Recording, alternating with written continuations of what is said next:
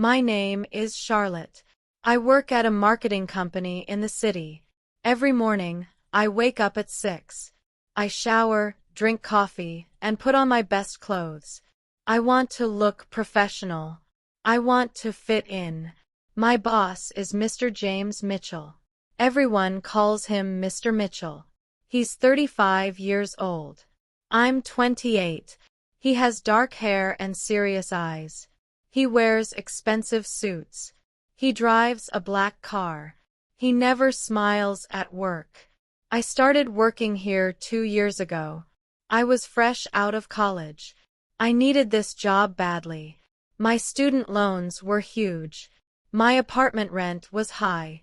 My parents couldn't help me. I was on my own. Mr. Mitchell hired me as his assistant. He said I had potential. I felt proud. I worked hard every day. I stayed late. I came early. I wanted to prove myself. I wanted him to notice me. But he was always cold. He gave me orders. He never said please. He never said thank you. He treated me like a machine. I felt invisible. I felt small. Charlotte, get me the Johnson files, he would say. Yes, Mr. Mitchell, I would reply. Charlotte, cancel my 3 o'clock meeting.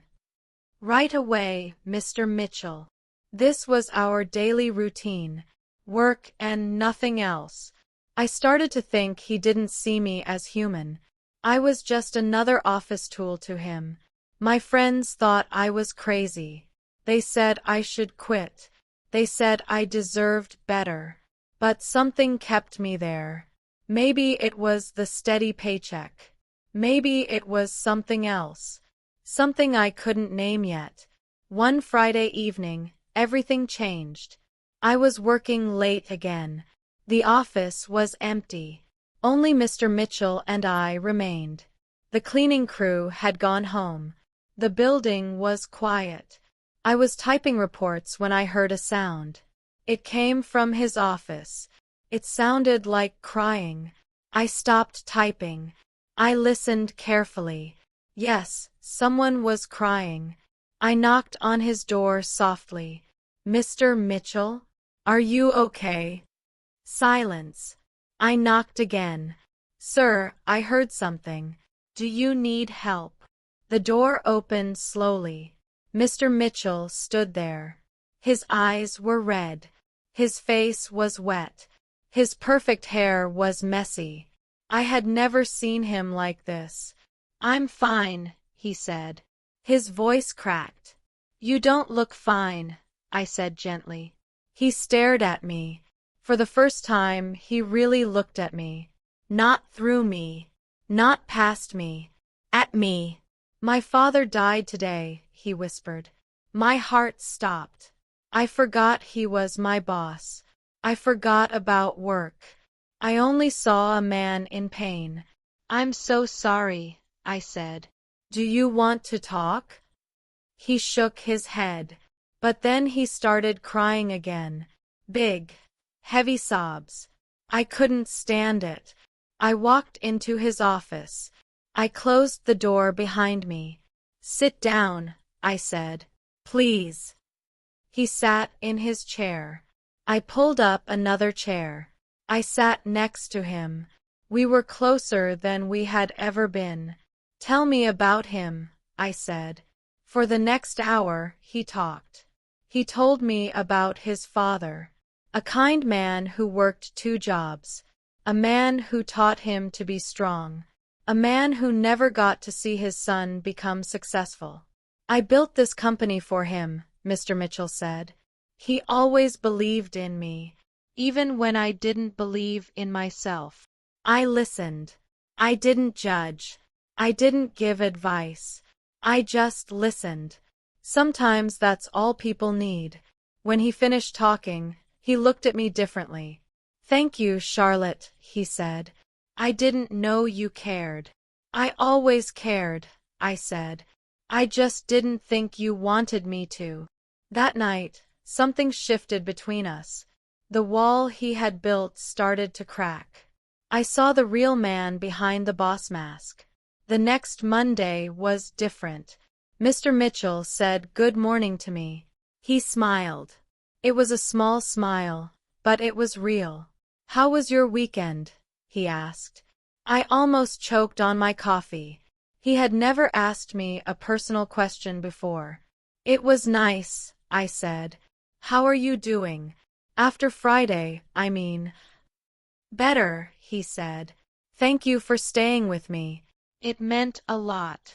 From that day forward, things changed slowly. He started asking about my life. He wanted to know about my hobbies. He asked about my family. He remembered details from our conversations. You mentioned you like painting, he said one day.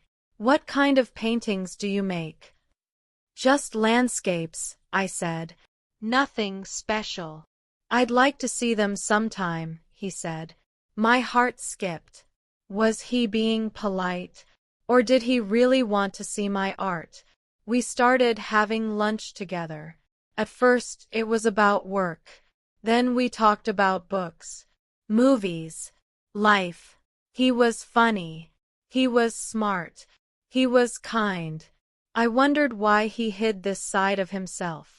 People expect me to be tough, he explained one day. If I'm too nice, they think I'm weak. Being kind isn't weak, I said. It takes courage to be vulnerable. He nodded. You're right. I forgot that. My feelings grew stronger every day. I tried to fight them. He was still my boss. I was still his employee. It was complicated. It was risky. It was unprofessional. But I couldn't help it. I looked forward to seeing him. I dressed nicer. I stayed later just to spend time with him. I found excuses to bring him coffee, to ask him questions, to be near him. One evening, we were both working late again. He ordered Chinese food for us. We ate in his office. We talked about everything and nothing. Charlotte, he said suddenly, can I ask you something personal? Sure, I said. Why do you work so hard? You could find an easier job, better hours, maybe better pay. I thought about it. How could I explain?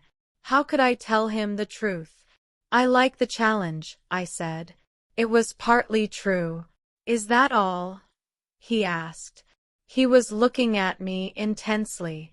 I felt my cheeks burn. What do you mean? I think you know what I mean, he said softly. My heart pounded. Did he know? Could he tell how I felt about him? I couldn't answer. I was too scared, too confused. What if I was wrong? What if he was just being nice? What if I ruined everything? I should go, I said. I stood up quickly. Charlotte, wait, he said. But I was already running. I grabbed my bag. I rushed out of the office. I drove home with my hands shaking. That night, I couldn't sleep. I replayed our conversation over and over. What did he mean? What was he trying to say? What if I had stayed? The next few days were awkward. I avoided him. He seemed confused. We went back to being formal with each other. It hurt. It hurt more than when he was cold to me before, because now I knew what we could be. On Thursday, he called me into his office. Close the door, he said. I did. I sat down across from his desk. My hands were sweating. We need to talk, he said. About what happened the other night. Nothing happened, I said quickly. Charlotte, he said, don't lie to me, and don't lie to yourself. I looked at him, really looked at him. He seemed nervous too. His confident boss mask was gone. I care about you, he said, more than I should, more than is appropriate. My breath caught. Mr. Mitchell. James, he said. Call me James, please. James, I whispered. It felt strange on my tongue, but good strange. I know this is complicated, he said. I know there are rules. I know people will talk. But I can't pretend anymore. He stood up. He walked around his desk. He stood in front of me. I'm falling in love with you, he said. The words hit me like lightning. I felt dizzy, happy, scared, everything at once. I love you too, I said. The words came out before I could stop them. He knelt down beside my chair. He took my hands in his. What do we do now? I asked. I don't know, he said. But we'll figure it out. Together. He leaned forward. I leaned forward. Our lips met. It was soft, sweet, perfect. When we broke apart, I was crying. Happy tears. This changes everything, I said. I know, he said. Are you ready for that? I thought about it. The complications, the gossip, the challenges we would face. Yes, I said. I'm ready. We decided to be careful. We didn't tell anyone at work right away. We met outside the office. We went on real dates, movies, dinners, long walks in the park. I learned so much about him. His favorite color was blue. He loved old movies. He was afraid of spiders. He donated money to animal shelters. He called his mother every Sunday. He learned about me too. My dreams, my fears, my silly habits. He didn't judge me. He accepted me completely. You make me want to be better, he told me one night. You already are, I said. After 3 months of secret dating, we knew we had to make a choice. We couldn't hide forever. It wasn't fair to us. It wasn't fair to our coworkers. James talked to the company's HR department. He explained our situation. They said it was allowed, but he couldn't be my direct boss anymore. I would have to transfer to another department. Are you okay with that? He asked me. Are you kidding? I said. I'd work in the mailroom if it meant we could be together. I transferred to the marketing team. I got a small promotion. My new boss, Lisa, was wonderful. She knew about James and me. She was supportive. Love finds a way, she said with a smile. At work, James and I were professional. But sometimes, he would wink at me in meetings. Sometimes, I would leave little notes on his car. We found ways to show our love without causing drama. 6 months later, James proposed. He did it at the office after hours, where we first talked about our feelings. This place brought us together, he said. It seems right to ask you here. He got down on one knee. He pulled out a ring. It was perfect. Simple. Beautiful. Charlotte, will you marry me? He asked. Yes, I said. 1,000 times yes. Our wedding was small. Family and close friends only. Some of our coworkers came. Lisa was my maid of honor. Everyone was happy for us. As I walked down the aisle, I saw James waiting for me. He was crying. Happy tears. Just like that night in his office when everything changed. We said our vows. We promised to love each other, to support each other, to face whatever came next together. You may kiss the bride, the minister said. James lifted my veil. He looked into my eyes. I love you, Mrs. Mitchell, he said. I love you too, Mr. Mitchell, I said. We kissed. Everyone cheered. I felt like the luckiest woman in the world. Now, 5 years later, I still can't believe how my life changed. James is still my husband. We have a 2-year-old daughter named Emma. She has his serious eyes and my stubborn streak. James is a different man now. He smiles more. He laughs more. He's still a good boss, but he's also kind to his employees. He remembers their birthdays. He asks about their families. He learned that being strong doesn't mean being cold. I'm different too. I'm more confident. I speak up in meetings. I share my ideas. I know my worth. Love gave me courage I never knew I had. Sometimes people ask me about our story.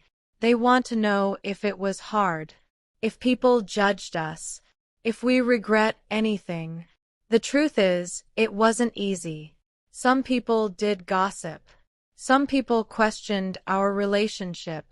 They wondered if I got special treatment, if our love was real. But we proved them wrong. We worked harder than anyone.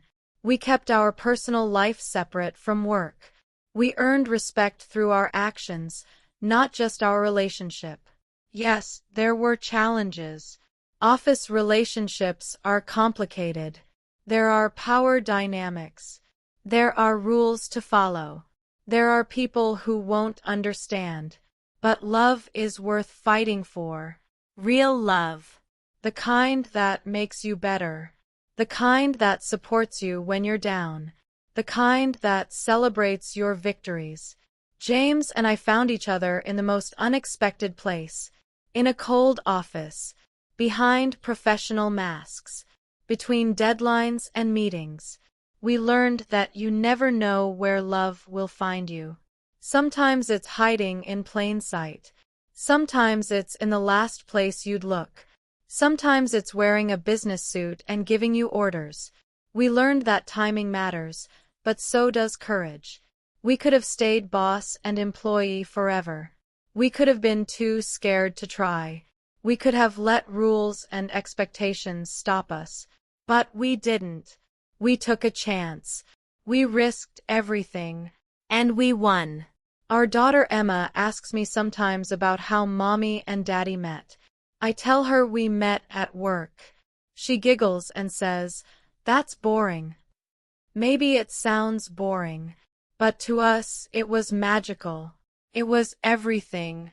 If you've ever felt like me, you're not alone. If you've ever loved someone you thought you couldn't have, you're not alone. If you've ever been afraid to take a chance on love, you're not alone. Love doesn't always come when it's convenient. It doesn't always make sense. It doesn't always follow the rules. But when it's real, when it's right, it's worth everything. Don't give up on love. Don't let fear stop you. Don't let other people's opinions matter more than your happiness. Life is short. Love is precious.